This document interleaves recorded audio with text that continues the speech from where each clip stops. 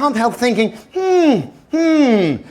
little complacent, a little bit complacent. Yeah, you know, for instance, he has this melody, this tune that goes ba ba ba ba ba ba ba ba ba, and it's a nice opening. There's nothing wrong with that.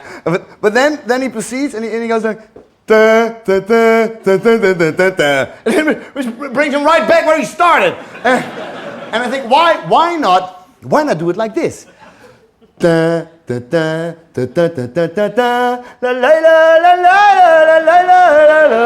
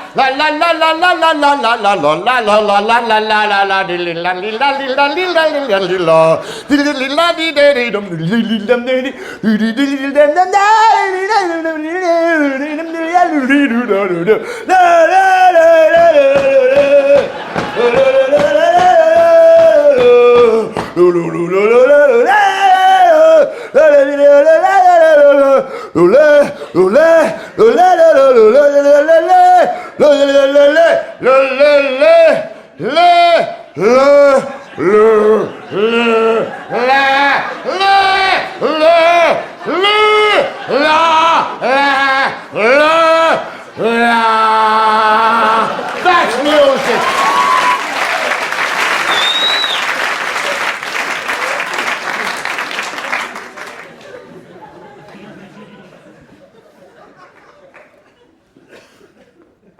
I like movies about willpower. For instance, about a guy named Dwight, and this guy Dwight, he's unfortunate. He's blind, and he's in a wheelchair. But does he complain? Does he sit at home feeling sorry for himself? No, because this man has a dream. This man is dedicated. He wants to become a fireman. So he works, he struggles, and he overcomes tremendous difficulties and prejudice. And then he succeeds. He becomes a genuine fireman. And he's so happy. And one day he's at this burning house, and he's so happy in his job. He's carrying the hose, and he's really acting like, because he's happy. But then he hears coming from the burning house a scream, "Help! Help! It's a woman. She's in distress." And Dwight says, "I'll go and get her." And everybody says, "Dwight, you're blind. Yeah, you're in a wheelchair." "I don't care." And he goes in the house, and there's fire and smoke. And he even climbs the stairs with his wheelchair. Like, gah, gah. And then he finds the woman, and he puts the woman on his lap, and he takes her out. But as he is taking her out, she screams, "My couch! My couch! My favorite couch!" And Dwight says, "Don't worry, lady. I'll get your couch." And Dwight goes back in, and the house is falling apart. Fire and smoke everywhere. But he finds the couch, the burning couch, and he takes the couch, takes it outside, goes to the lady and says, "Ma'am, here's your couch." And she looks at it and she says, "Yeah, but it's all burnt now." And Dwight says, "Well, lady, why don't you shove a burning couch up your cunt, you fucking whore?" Yes. Yes. That's the other side of Dwight.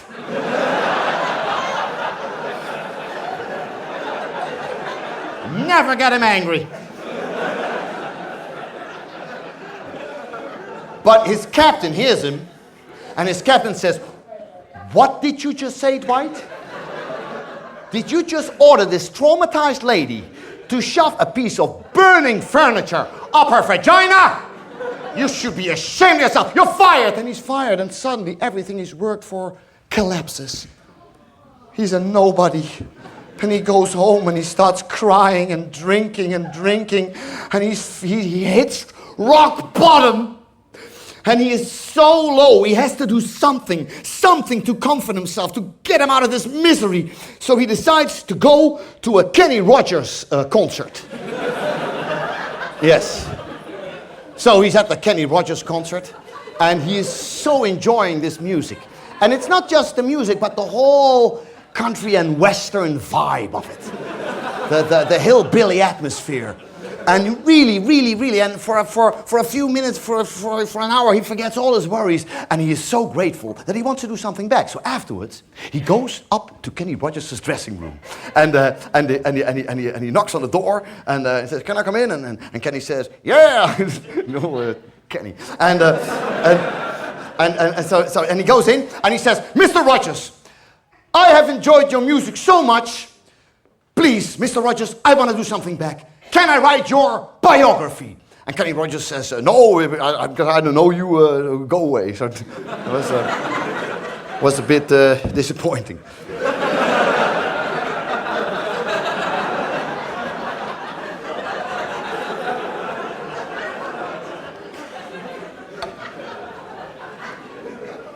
A setback for Dwight.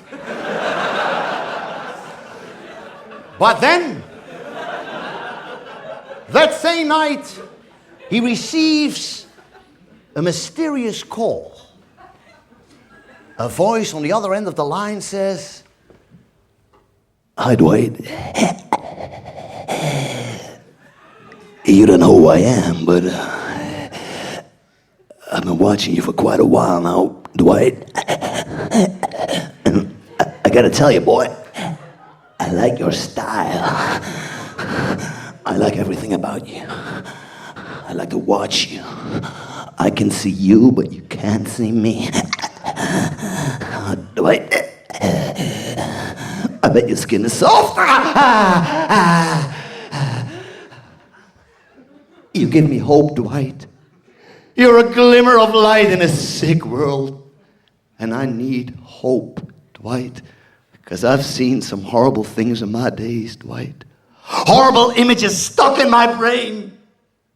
Sadistic drunk children attacking a defenseless goat with a piece of glass. Old men in bikinis. Asian hookers dressed as birds sitting sideways on a fence. I can't seem to shake these images, Dwight, but then I think about you and the sun comes shining through. I saw you tonight at the Kenny Rogers concert. Yeah, I overheard your conversation with Kenny. I didn't like it one way, the way that prick was talking to you. I didn't like it at all. Just give me the word and I'll rough him up a little. Yeah, I'll make that hillbilly cocksucker bleed the death out of his ass. For you, Dwight, just for you. But then again, I know you're not like that, Dwight, and that's why I admire you. Oh, Dwight, you don't need Kenny Rogers. You've got such a special mind. Write your own book. Write your own book, Dwight. And Dwight starts typing. He starts typing, and he writes a huge novel, this thick. A huge science fiction novel called The Dog That Came from the Moon. Yes. And it was butchered by the literary critics because it was a horrible book, because basically what he did, he just described ordinary actions by an ordinary dog. Then the dog did this, then the dog did that. That's not a book. But that's the thing about Dwight, there's not a shred of doubt about his love for animals. Everybody knows that Dwight loves animals, but he lacks affinity with the genre science fiction. Ha ha! Yes. I can speak English. Yes. Another setback for Dwight. He doesn't want to live anymore. He goes up to a high building and he wants to throw himself down. But then he sees on the ground all his colleagues from the fire department. They're standing there and they're screaming, "No, Dwight, don't jump, Dwight. Remember the lady that got you fired? It turned out that she was an arsonist. It was her fault. Come down, you're reinstated. We all love you. Please come down." And he comes down and they're all there and they hug and it's a happy end. Those kind of movies I like. Yes.